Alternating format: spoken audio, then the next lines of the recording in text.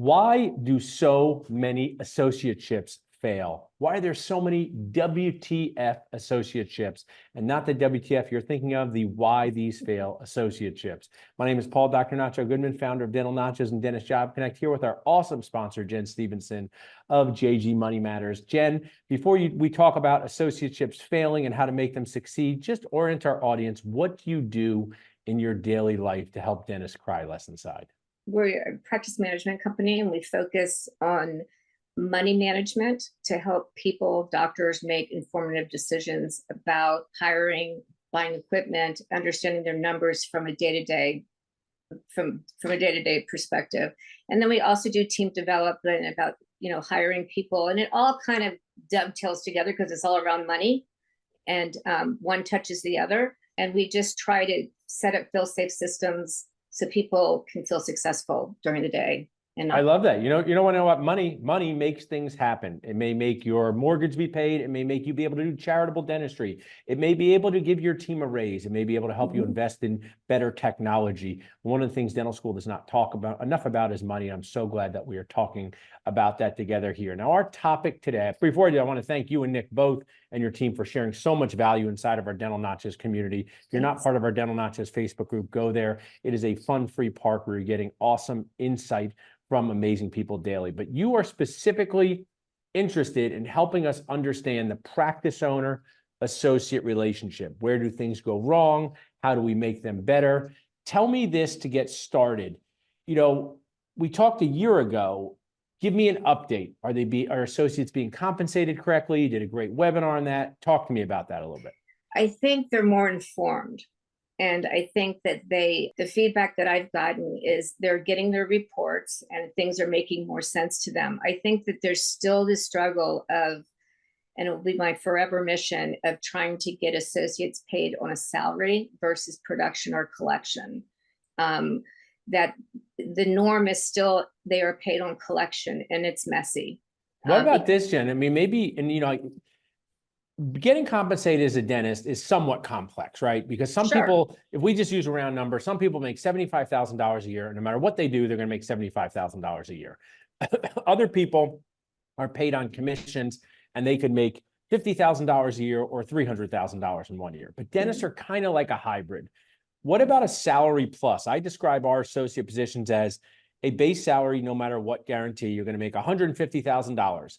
But we have these bonus incentives where you could go from 150 to 200. Does that seem more clear? That's awesome, because it gets the doctor and the associate, what can I do to increase my value, to increase the practice? And the more they can do and get more production and collection allows you to give raises, allows you to do other things. It's a great incentive, but they feel valued. They feel like you care about them. And I think one of the things I'll share is everybody's motivated by that carrot and a stick, even though carrots are kind of boring. So we'll call it nachos and a stick. Okay. Even me, I want to keep my associate schedule full for a variety of reasons. But if I am paying a base salary, I go, well, I'm paying them. They could do that filling instead of me. They could do that crown instead of me. So I really think that is a positive motivation. And I've seen that on the Facebook group many times. Hey, when you pay a daily guarantee, I like to think of it as a yearly salary. To me, the daily guarantee is just too complex with the minutia of daily things. So I like that. I think what you're doing is you're also giving them confidence and confidentness to do the crown. Yeah. And that is huge, because that just comes with experience. So once they get more confident and confident, they're going to feel like they can do more. And that just builds better connections with the team, with patients, with everything. It just blossoms. Awesome. I am totally with you. Now, what concerns do practice owners have? It's normal to have concerns. And while you're listening to my question, you hire a front desk team member. No one goes, I'm only going to pay my front desk team member if I get paid. You hire an assistant. They don't say, well, I'll pay them if I have a good day, but not pay them if I don't have a good day. But why are dentists, and maybe some of these are legitimate, what are their concerns about hiring the associate, losing money? Give us any of the ones you hear in your travels as the... Well, I hear a lot that, if they're coming right out of dental school or 1 year program, are they going to be able to do they have the experience? Do they have the experience to do the dentistry? That's a big thing. And a lot of them don't. And so kind of one of the questions I have to say to them is, okay, do you have time to do that mentorship? Because do you want to do the mentorship? And Maybe you don't I want love that to. you're sharing something. I just spoke with one of our Dentist Job Connect clients who said they are putting in the time with the mentorship, but they didn't know how much time that was going to be. But you know, I have some friends watching, or my teammates watching, and I don't know if you've ever heard, Jen, that people have champagne dreams on a Miller Lite budget, right? No, Oh, yeah. no disrespect to Miller Lite, it's a great beer. But one of the things I say to practice owners, I give it to them, is you want an experienced associate, want someone to be competent, confident, and efficient. Well, you're gonna have to pay them a lot more than someone out of a 1-year GPR AGD. So I think that's important too. If they don't have the experience, you might be able to have a more conservative base salary. But if they Absolutely. do have the experience, people aren't going to take steps back. So how do you manage that with your practice owners? When you got practice owners who want associates, you're trying to encourage them. What are some tips that you guys give them? We say, okay, what mentorship, but also continuing education. What it could do, are you going to put a budget in to help them through continuing education? What could that look like? What is the possibility? And again, I think it just really comes down to really good communication between the associate and the owner, instead of making an assumption, because when you make assumptions and you don't have those difficult conversations, or the front office is complaining about the associate didn't do this right, or didn't write a note up correctly, then you get these crazy misunderstandings. So I think the biggest thing is just keep the communication open. Schedule time, just schedule time and say, dude, man, we just got to go through this, or show me how you did this. We have my brother does a great job. He has associate calibration meetings. He has dentist meetings. They go over cases. Now let's talk about one of my pet peeves, the working interview. So I helped you change your mind. So I love this. So since getting to know me, tell me your previous thoughts on the clinical working interview and how you think now. Well, I was really against that, Paul, for quite some time. But I have changed my mind, because that's just a snap. I mean, first of all, just from the patient's perspective, I wouldn't want to pay full price for a crown, knowing that this is maybe someone you might hire or you might not hire. They don't know me. They don't know my fear. You very much remind me of someone who treats the entire person, not just the tooth. She would not do the job she could do in her own kitchen. So you're asking these dentists, I mean, these dentists, Jennifer, these practice owners are so rigid, me included. If you ask them to work in a different operatory in their own practice, you know what they do? Cry like a baby. Cry like a baby. If they walked into their operatory and their assistant said, oh, it's leak in your operatory, will you spend the morning in operatory 2 in the office you own? They will cry like a baby. And now they're expecting dentists to come in and work with an assistant they just met, never use the materials. And one of the things I'll share is, how do you explain this to a patient? Hey, Jen, you're my valued patient here, and I don't trust this dentist enough to hire him. So I'm going to test them out on your filling. And if we like them, we're going to keep them or her.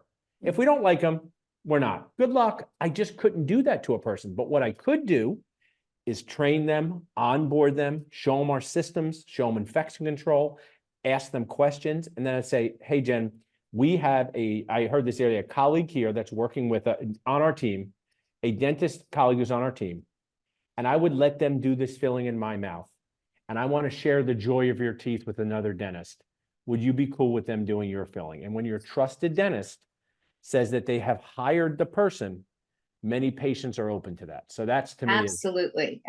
And words matter. How you reframe that really makes a difference. And I would absolutely be on board. And I want to share for the associates, it's massive risk to both parties, but I just spoke at a dental school. And so let's say it is a working interview and I see you and filling's deep. And I go, hey, Jen, just so you know, this filling's deep. It might need a root canal one day. Who's following up on that if I don't get hired?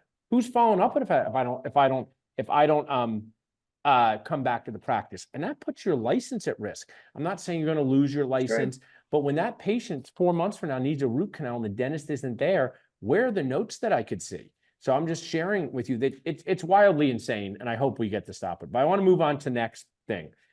I love what you came up with, or you've taught me, is when you hire an associate dentist, maybe a year is too dramatic. Maybe a year is too much, but 1 day is not enough. Tell us about this idea you are doing, or you're talking with your clients about the LOI or the test out period? Right. What it is, and we've done it with some of the dental nachos and with some of our other clients, is that what we do, you kind of need to date each other and court each other and Yeah. get to know each other. The whole team, it's just not the doctor and the associate. How are we all going to fit in? This is like a whole new work family home. And we've got to be able to, the energy is going to change. So one thing that we've suggested to people to do, okay, yeah, you seem like a good fit.